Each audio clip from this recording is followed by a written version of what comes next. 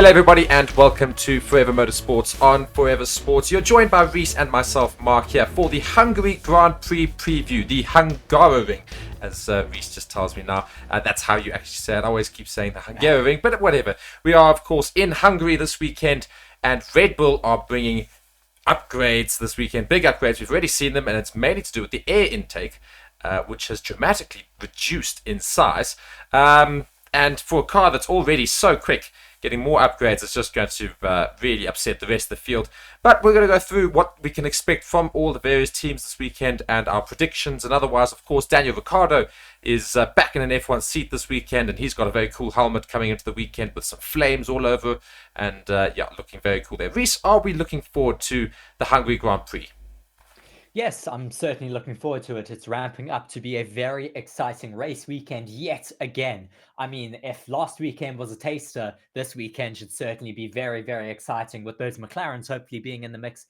Red Bull, as you said, have brought some major upgrades this weekend.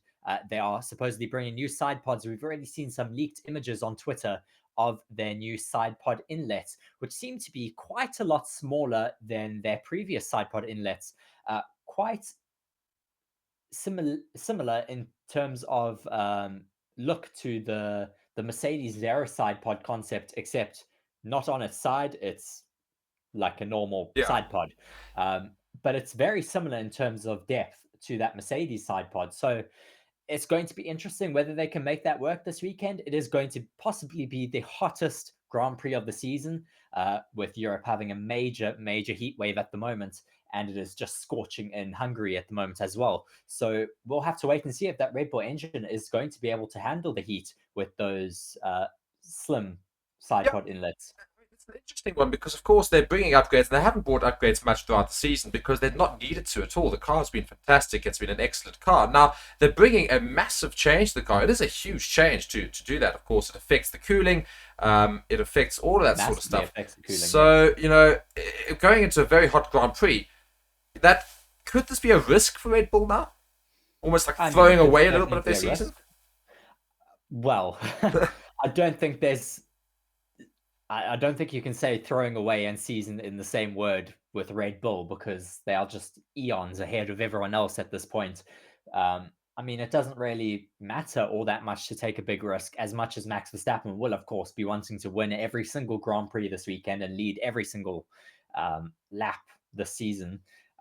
Yeah, it's not going to happen all the time. Maybe they might take a risk and it might not play out for them, but that could make it that much more exciting for us at home. Exactly. So the Hungarian Grand Prix, it's been held 38 times in total. It was first held way back in 1936. The most wins for all of the drivers in history is Lewis Hamilton with 8 wins here. And the most wins for constructor is not for once Ferrari. It is in fact McLaren with 11 wins at the circuit. And I think that's quite appropriate and apt because McLaren seem to have found their feet a bit. So maybe McLaren can do something this weekend. Indeed. I certainly hope so. Yeah, foretelling indeed. Circuit length is 4.381 kilometers. The race length is 306 kilometers. And there are 70 laps in total. In the last race, George Russell finished on pole for Mercedes, getting the quickest lap around here last year, and Max Verstappen won the race. Lewis Hamilton came second, and George Russell came third. So it was a great Grand Prix for Mercedes last year, of course, for them who didn't have the best car during their season. So they started to ramp up this season again towards the end. If we remember, Mercedes started to get a lot better towards the latter half of the season last year, and maybe we'll see a similar sort of thing happen again. And last year they did very well. Maybe this year they do just as well again.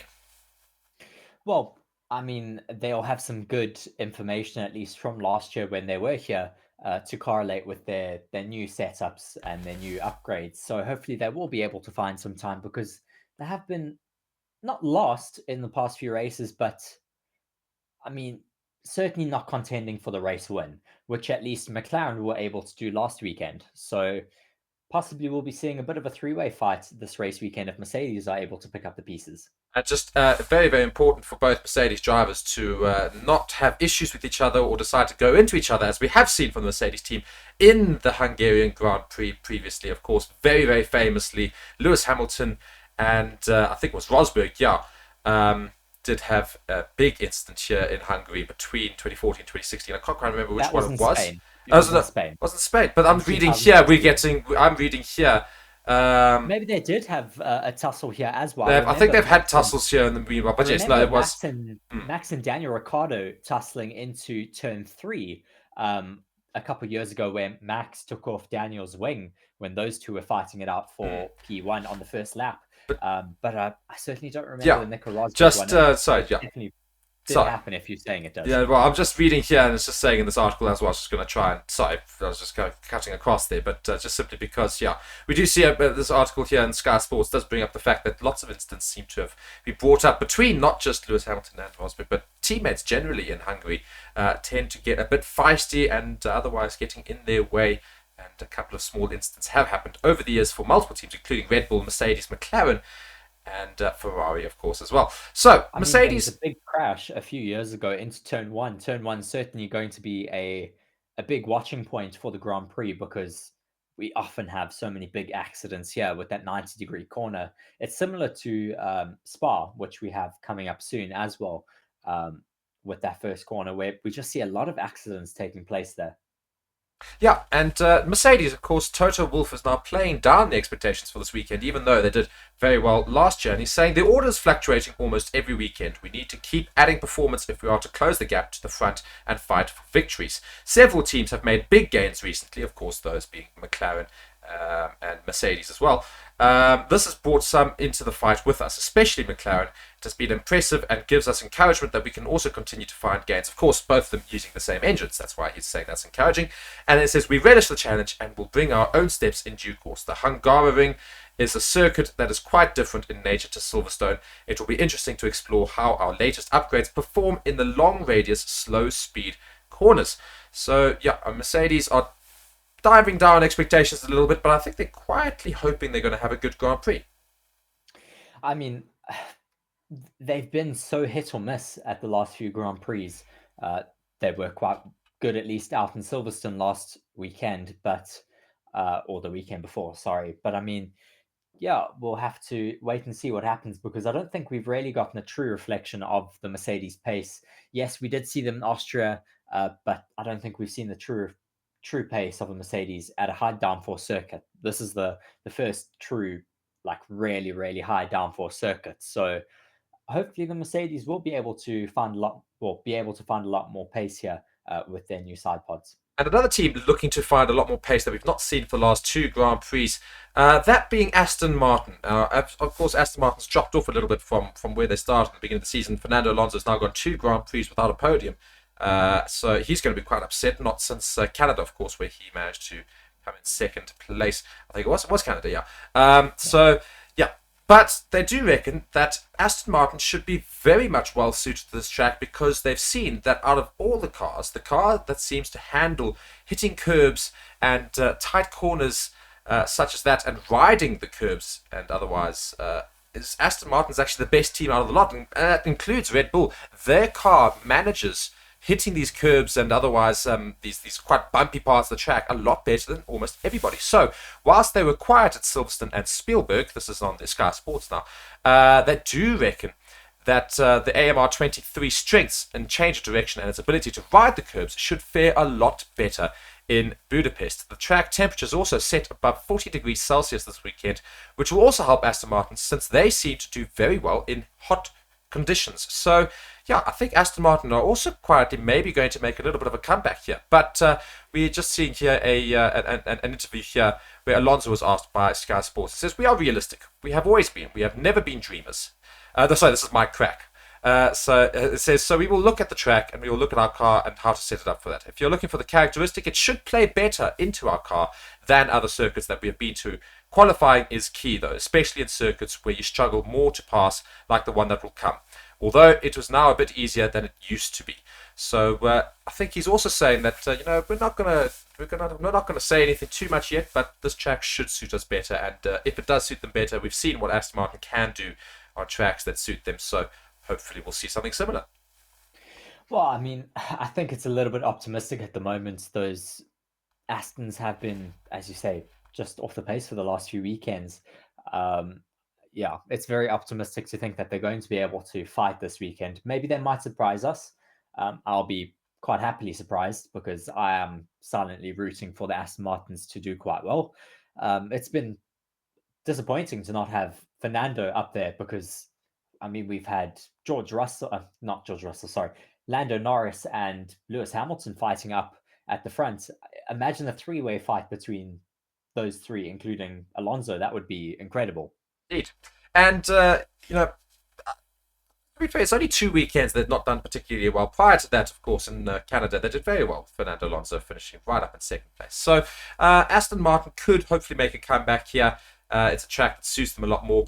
And they, of course, brought big upgrades to Montreal, and it worked quite well for that track, not for the subsequent two, but it should be better suited to this track as well. So Mercedes hopefully going to do well. McLaren hopefully going to continue their great form from Silverstone, and Aston Martin hopefully in the fold. But a team that's just fallen off and that we never get to talk about as improving and showing us all wrong is the famed Ferrari.